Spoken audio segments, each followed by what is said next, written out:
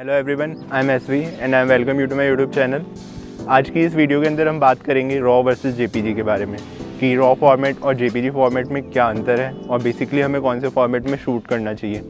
अगर मुझे एकदम सिंपली वे में आंसर देना हो तो मैं बोलूँगा अगर आप प्रोफेशनली शूट करते हो तो आप रॉ मोड के अंदर शूट करो, और अगर आप जस्ट फॉर द फन करते हो या फिर आप अपने कैजुअल मूवमेंट्स को कैप्चर करना चाहते हो तो आप जेपीजी के अंदर शूट करो। तो हम सबसे पहले बात कर लेते हैं कि रॉ फॉर्मेट क्या होता है और जेपीजी फॉर्मेट क्या होता है। तो सबसे पहले हम जेपीजी फॉर्मेट के बारे में बात कर लेते हैं। जेपीजी फॉर्मेट एक तरह का यूनिवर्सली एक्सेप्टेबल फॉर्मेट होता है और ये साइज़ में भी छोटा होता है, और इसमें आपके पास में जब आप एडिट करते हो तो आपके पास में ज़्यादा फ्लेक्सिबिलिटीज़ नहीं होती है कि आप मतलब फ़ोटोज़ को ज़्यादा अच्छे से एडिट नहीं कर सकते हो।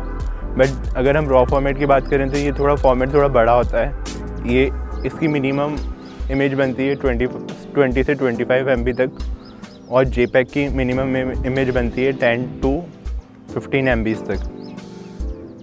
सिर्फ इसमें साइज़ का ही डिफरेंस नहीं है, इसमें क्वालिटी का भी डिफरेंस होता है। जब आप एडिट करते हो तो आपको रॉ फॉर्मेट ज़्यादा फ्लेक्सिबिलिटीज़ देता है कि आपको कैसी इमेज चाहिए।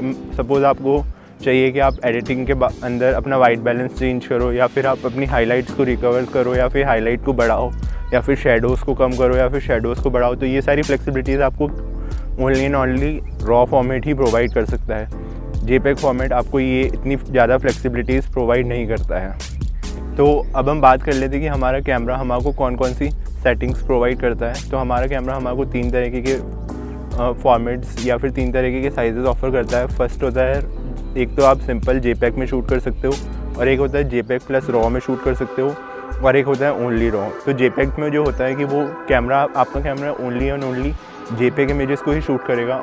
रॉ प्लस जेपीजी के अंदर ये होता है कि आपका कैमरा दोनों फॉर्मेट्स के अंदर शूट करेगा, एंड ओनली रॉ के अंदर होता है कि आपका camera only and only raw files को ही कैप्चर करेगा।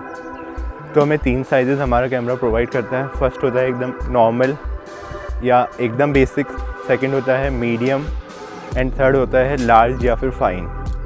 हमें ये हमारा कैमरा 3 तरीके की सेटिंग्स प्रोवाइड करता है। तो अगर आप प्रोफेशनली वर्क कर रहे हो तो मैं आपको सजेस्ट करूँगा कि आप रॉ प्लस जेपीजी में शूट करें या फिर ओनली रॉ में शूट करें। और अगर आप नॉर्मली कैजुअली शूट करते हैं या फिर एकदम सिंपल आप खुद का फ़ोटोशूट वगैरह करते हैं तो आप जेपीजी के अंदर भी शूट कर सकते हैं। बट मैं आपको रिकमेंड करूँगा अगर आप रॉ फॉर्मेट के अंदर शूट कर सकते हैं और उसको एडिट कर सकते हैं तो आप रॉ फॉर्मेट के अंदर शूट करिए।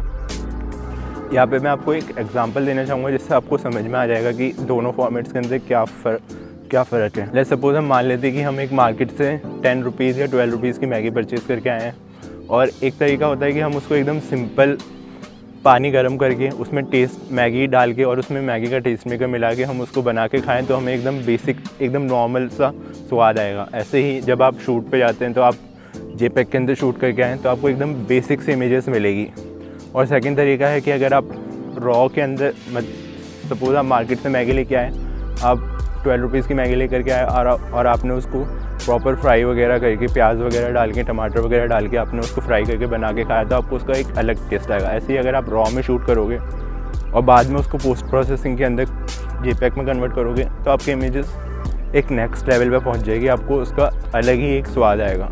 तो इस एग्जाम्पल से आप समझ चुके होंगे कि आपको कौन से फॉर्मेट के अंदर शूट करना चाहिए। अगर हम बात करें कि दोनों फॉर्मेट इसमें क्या डिफरेंस है, तो जेपीजी का फाइल साइज़ छोटा होता है और रॉ का फाइल साइज़ बड़ा होता है। जेपीजी को आप डायरेक्ट शूट के बाद में अपलोड कर सकते हैं, बट रॉ फॉर्मेट में आपको उसको एडिट करना ही पड़ेगा। या तो आप एडोबी के सॉफ्टवेयर्स के थ्रू एडिट कर सकते हो, या फिर निकॉन का खुद का सॉफ्टवेयर आता है DX स्टूडियो करके, आप उसके अंदर एडिट कर सकते हो, या फिर और भी कोई रॉ फॉर्मेट्स जो सपोर्ट करता है उसके अंदर आप एडिट कर सकते हो। बट आपको एडिट करके उसको रॉ के अंदर कन्वर्ट करना ही पड़ेगा। एंड थर्ड बेनिफिट ये होता है, थर्ड डिफरेंस ये होता है कि आपको रॉ ज़्यादा फ्लेक्सिबिलिटीज़ प्रोवाइड करता है एंड जेपीजी आपको कम फ्लेक्सिबिलिटीज़ प्रोवाइड करता है। सपोज़ आपने वाइट बैलेंस आपने सेट नहीं करा और आप कोई से भी वाइट बैलेंस के अंदर शूट करके आ गए तो आपको ये फ्लेक्सिबिलिटी रॉ के अंदर मिलेगी कि आप बाद में अपना वाइट बैलेंस चेंज कर सकते हो, बट आपको जेपीजी के अंदर ये फ्लेक्सिबिलिटीज़ नहीं मिलेगी। तो बेसिकली यही कुछ डिफरेंसेस हैं कि आप रॉ और जेपीजी के अंदर। एंड रॉ का फाइल साइज़ बड़ा होता है तो आपको ज़्यादा स्टोरेज डिवाइसेस की ज़रूरत पड़ेगी, और बेसिकली आपको एडिट करने के लिए अच्छे सॉफ्टवेयर्स या फिर अच्छे डिवाइसेस की भी नीड पड़ेगी। तो अगर आप प्रोफेशनली शूट कर रहे हो तो आप रॉ फॉर्मेट के अंदर शूट करो, और अगर आप सिंपल बेसिकली शूट कर रहे हो तो आप JPEG फॉर्मेट के अंदर शूट करो।